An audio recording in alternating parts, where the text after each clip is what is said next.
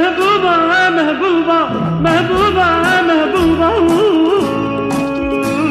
दोस्तों, ये है हिंदी सिनेमा की गोल्डन गर्ल हेलेन। इनके बिना 60, 70 और 80 का दशक के हर आइटम सॉन्ग अधूरे रहे।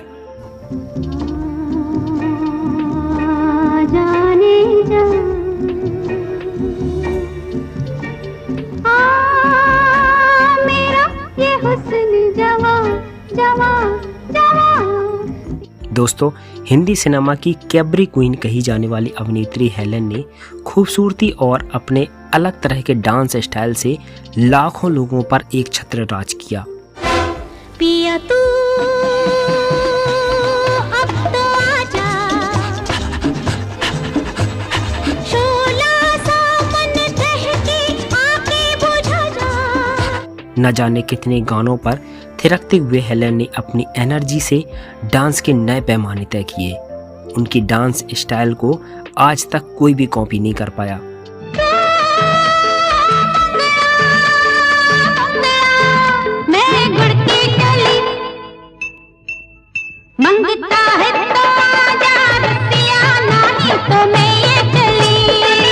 दोस्तों, क्या आप जानते हैं कि एक दौर ऐसा भी था जब इनकी एक नज़र पाने की चाह में ऐसी भीड़ उमड़ती थी कि इन्हें बचने के लिए बुर्का पहनकर छिपते छिपाते निकलना पड़ता था। ये रुतबा हिंदी सिनेमा के इतिहास के किसी भी डांसर के पास नहीं था।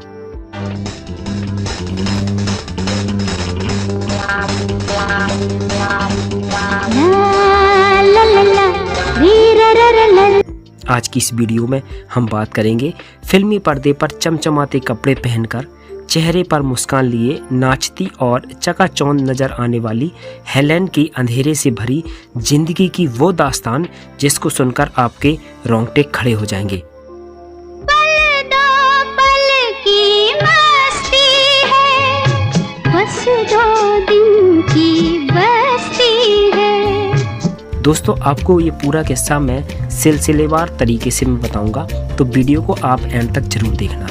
दोस्तों, प्लीज़ चैनल को सब्सक्राइब करके वीडियो को लाइक और शेयर जरूर कर देना। दोस्तों, इसमें हम पहले कहानी सुनाते हैं हेलेन के बचपन की। दोस्तों, हेलेन का पूरा नाम था हेलेन एन रिचर्डसन। इनका जन्म 21 नवंबर 1938 को रंगून, ब्रिटिश बर्मा में फ्रेंच पिता डेसमियर जॉर्ज और बर्मी माँ मर्लिन के घर हुआ था। कुछ समय बाद माँ ने ब्रिटिश मूल के रिचर्डसन से दूसरी शादी कर ली। इनका एक भाई रॉजर भी था और एक गोद ली हुई बहन जेनिफर। सौतेले पिता रिचर्डसन की मौत दूसरे विश्व युद्ध के दौरान हुई बमबारी से हो गई। जापान के लोगों ने बर्मा पर कब्जा कर लिया।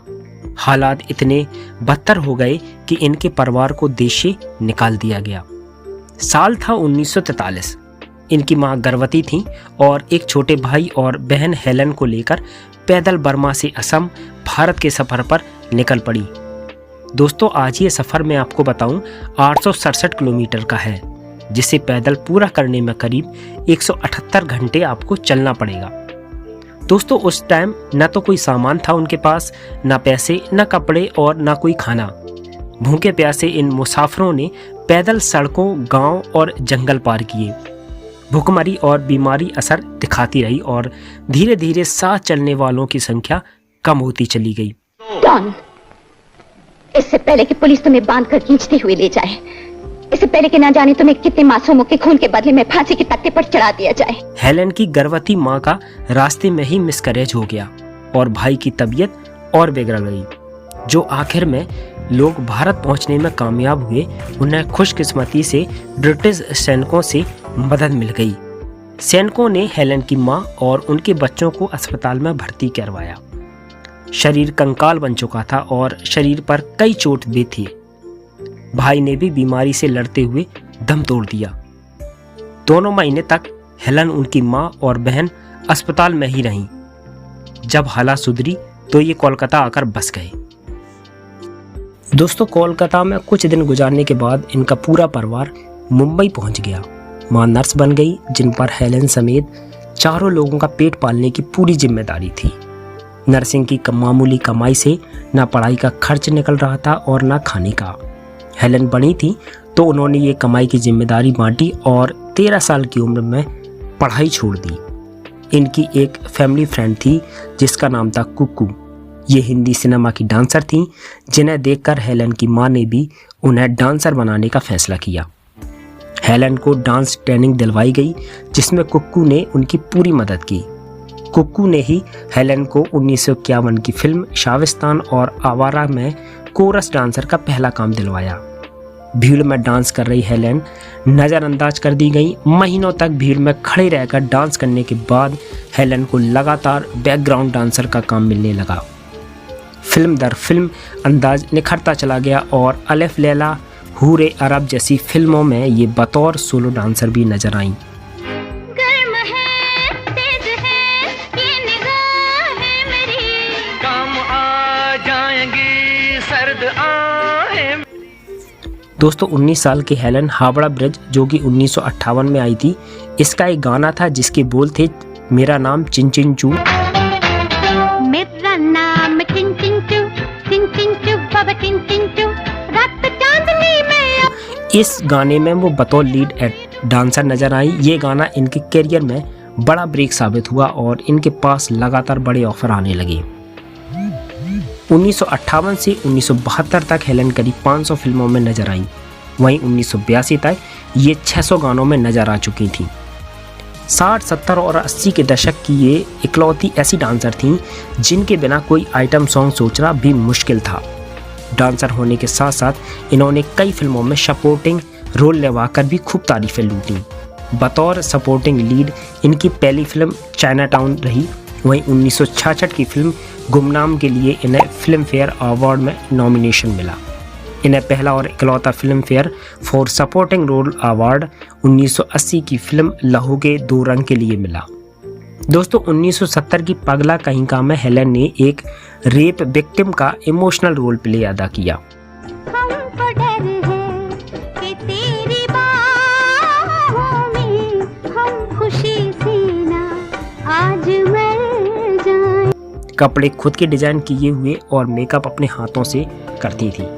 कभी ये एक जैसे डांस और रोल कर टाइप कास्ट हुई तो वहीं इन पर वेस्टर्न वैम का भी ठप्पा लगा। इन सब के बावजूद इनकी एनर्जी, खूबसूरती, स्टाइल, कपड़े ट्रेंड सेटर बनी। हेलन के पास उस जमाने की बेहतरीन टीम थी। इसके बावजूद वो अपना मेकअप खुद किया करती थी। आओ ना, गले लगा लो ना, लगे बुझा दो ना, हो जाने दो।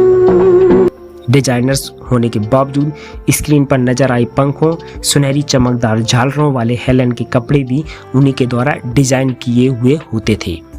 अपने बिग को भी खुद स्टाइल करती थी।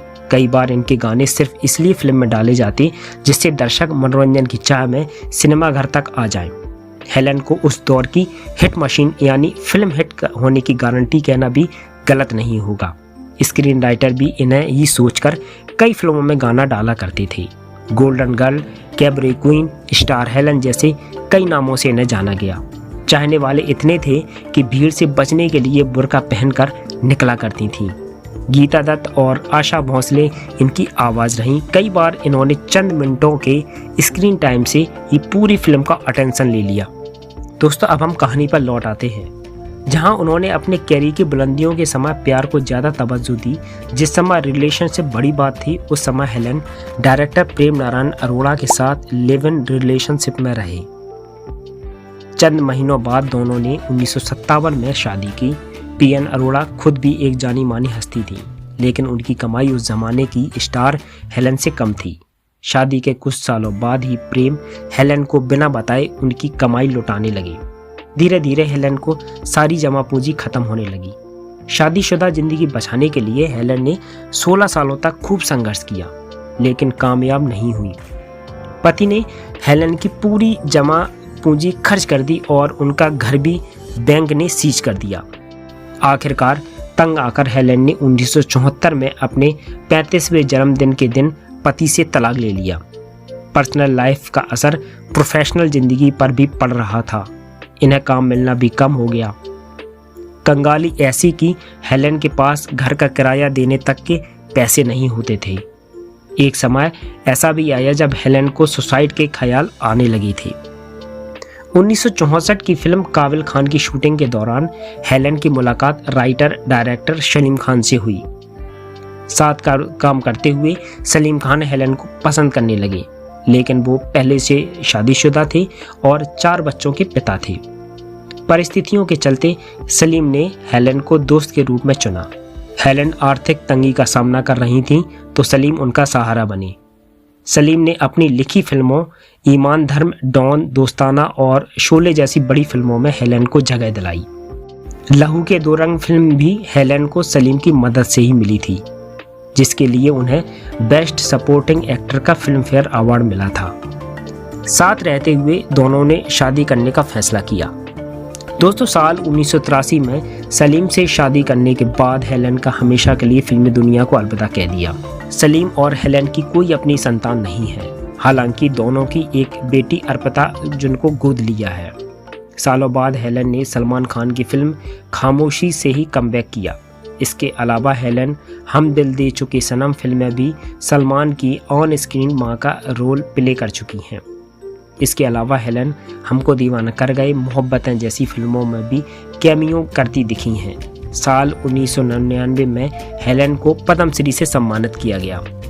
तो दोस्तों, आपको ये किस्सा कैसा लगा मुझे कमेंट में जरूर बताना और मिलते हैं नेक्स्ट वीडियो में।